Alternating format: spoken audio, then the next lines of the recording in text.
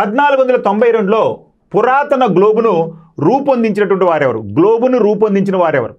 మరి భూమికి నమూనాగా మనం గ్లోబుని చేసుకుంటాం, లేదా గ్లోబుని పేర్కొంటాము భూమికి యొక్క రిప్లికాగా. అయితే పురాతన గ్లోబుని ఈ క్రింది వారిలో ఎవరు రూపొందించారు అన్నారు.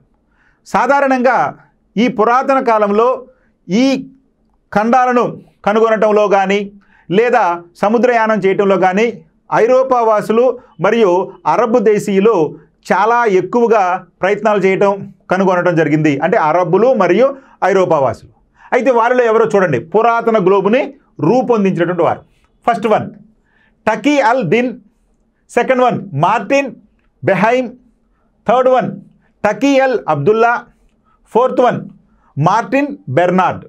ఈ మార్టిన్ బెర్నార్డ్, మార్టిన్ బెహైమ్ అనేటువంటి వారు ఐరోపా వాసులు అయితే, ఈ టకీ అల్ దిన్ అదేవిధంగా టకీ అల్ అబ్దుల్లాలు అరబ్ వాసులుగా మనం గుర్తుపెట్టుకోవాలి, ఎందుకంటే పేరులోనే మనకి తెలిసిపోతుంది. మరి వీరిలో పురాతన గ్లోబును కనుగొన్నటువంటి, పురాతన గ్లోబును రూపొందించిన వారు తీసుకుంటే కనుక జర్మనీ దేశానికి చెందినటువంటి మార్టిన్ బెహైమ్, జర్మనీ దేశానికి చెందినటువంటి మార్టిన్ బెహైమ్ మొట్టమొదటిసారిగా 1492లో పురాతన గ్లోబును రూపొందించడం జరిగింది.